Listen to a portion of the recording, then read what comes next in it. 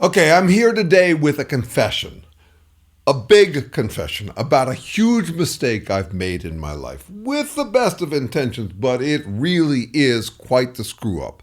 And I have to mention this to you all. I have to disclose it because I have a feeling that quite a few of my friends are making or have made the same mistake. I forgive myself for it, and I think we all need to forgive ourselves, but I do not want to forget that I've made it. That's not okay with me.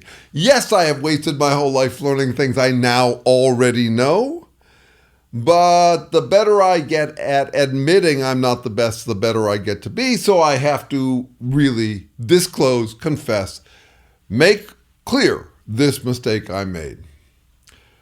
I'm a creature of circumstances like so many others, and my circumstances happen to be really lucky. I think maybe yours did too, relatively speaking, not relative to the ideal you can imagine for yourself, but certainly relative to how most people have lived through most of human history. We've been relatively lucky, technologically and in other ways as well.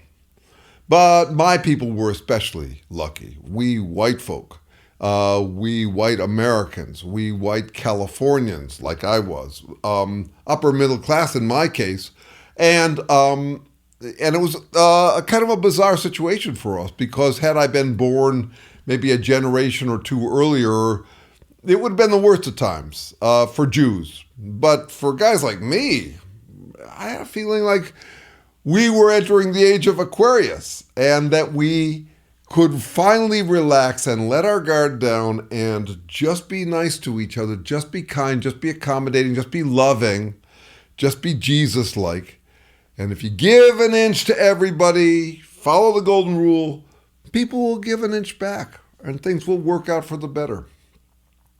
Now, this dovetailed for me. This was a strategic, a moral argument, but it also was a visceral argument, and let me explain why. I don't like to be hit. I don't like to be threatened with knives or guns, or I wouldn't want my nose broken, especially this nose. I could end up with back trouble if this thing went off to the side. I don't like to be in fights. I don't much care for fighting. So a part of me really hoped I would never have to fight, and there were these wonderful Gandhi-like arguments that you never had to fight, that nonviolence solved everything. At least that's what I heard, kind of Buddhist arguments, all of that sort of stuff, Christian arguments as well. And then on top of that, a strategic argument that you might have heard in the 70s, 80s, 90s, 2000s. There are no win-lose competitions. It's all win-win if you just figure out how. Everybody wants the same things, so why don't we get along? Never mind that if we want exclusive rights to the same things, that's why we don't get along. There was a part of me that didn't want to fight and was really glad to embrace arguments from morality and arguments from strategy and tactics that it never works to fight. That you should never punish, you should never hurt, you should never harm. It never works. Don't fight with a pig. You'll just get dirty and the pig likes it. That is, it's futile. An eye for an eye leaves the whole world blind. All that kind of stuff. I bought into it, and I think one of the main reasons I did is that I didn't really want to be able to fight. I wasn't that into fighting. I wanted peace. I wanted to do my thing. I didn't expect that there would be much competition. Well, there's a lot of competition. And there were people back then, World War II vets, for example, who thought it was laughable, us peaceniks and our love is the answer sort of thing. They'd just come out of a very different circumstance, and they recognized that sometimes you have to fight back. And we thought they didn't really understand how the world worked, that if everybody just was nice to each other on the count of three, things would come around. Some of those people became the right-wingers, the early conservatives of that brewed, became the Tea Party, became the Trump fascists. Some of them saw value in what we did and the peaceniks and wanted to join in.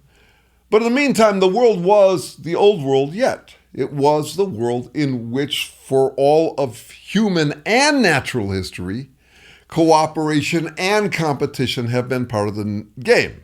They have always been part of the game. And we sort of felt like, well, we could retire from that now. Like the World War II was the last world war we'd ever have to deal with. And now look where we are.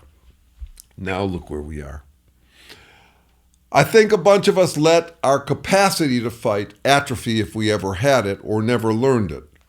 And I think we helped foment the Trump movement. Not only because we were unrealistic about the need to fight, that was an early motivation, but because we were easy marks. We're really easy to knock off. We're easy to tip over. We're as bovine and pacifist as cows. Cow tipping is kind of fun. That's what's going on with the Trumpists and the libtards, right? They accuse us of things and we fumble and aren't very good at fighting back.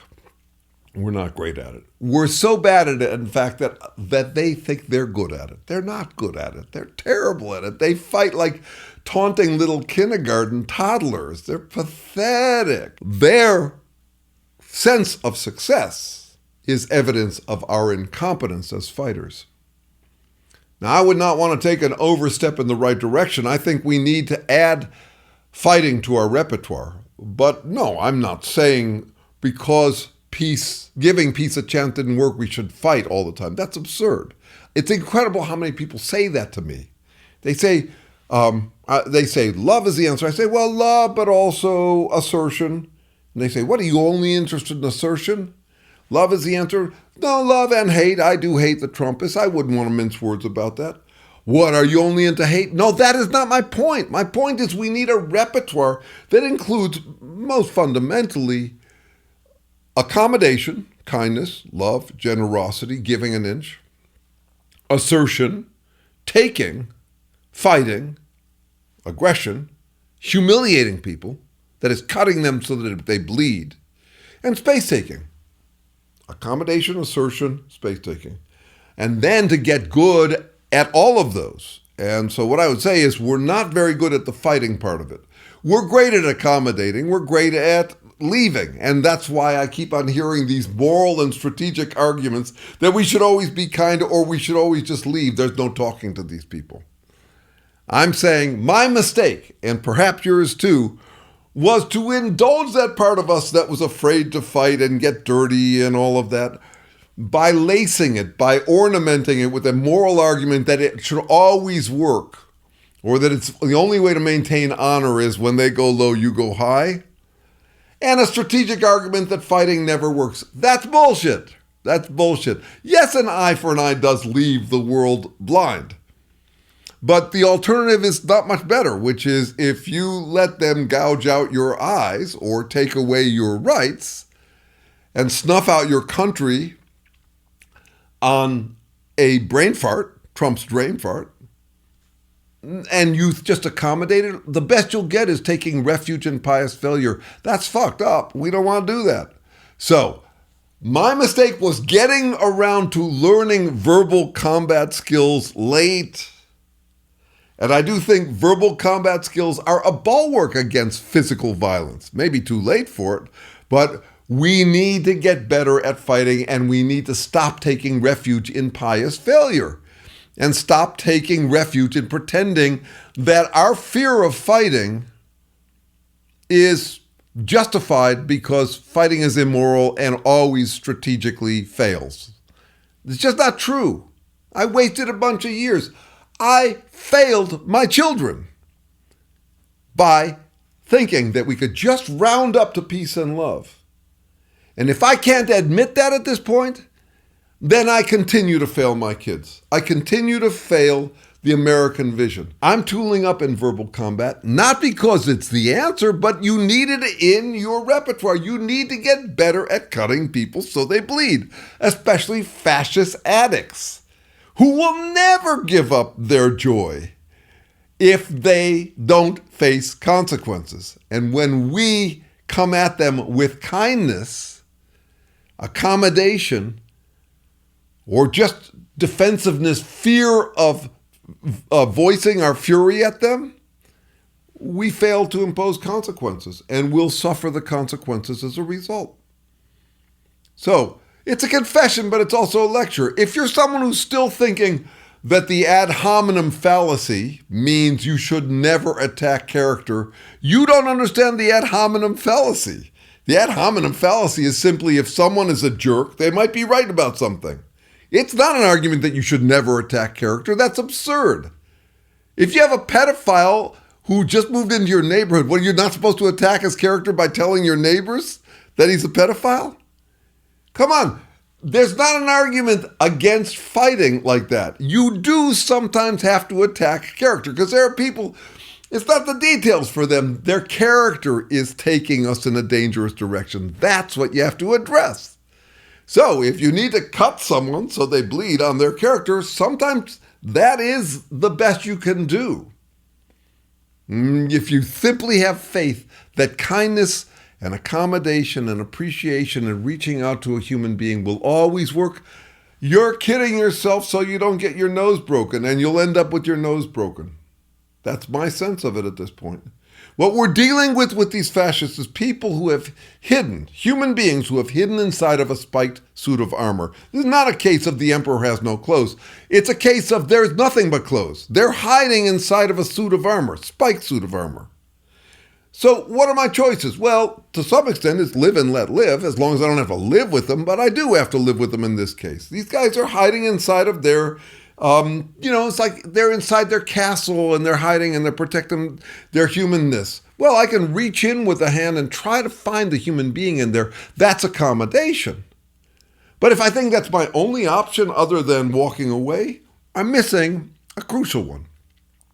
Sometimes you have to reach into their spiked suit of armor and poke the fuck out of their eyes until they are forced to face the fact that they are humans too. I do have to deal with an eye for an eye leaves the whole world blind, but I can't deal with it by simply pretending that therefore you never poke eyes.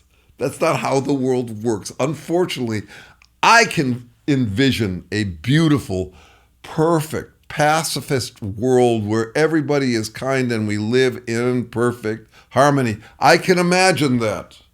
I can also imagine a rhinoceros in a pink tutu with a candy corn for a nose, spitting the universe on that candy corn. I can imagine all sorts of things. I am not exceptional for being able to imagine a world in harmony. That is not the world we have, and I'm done pretending that it is. And I invite you to do the same too. Drop it. We live in this world where you need to know how to fight, how to accommodate, how to give people space, and how to figure out when to do which. Basically, serenity prayer stuff. And my confession, no, there really was one in there underneath all this ranting, is I really fucked up. I mean, my intentions were good. I was a pacifist, and I helped breed the Trump movement as a result. One of those ironic situations where the outcome is the opposite of what you expected or anticipated. So it goes, live and learn before it's too late.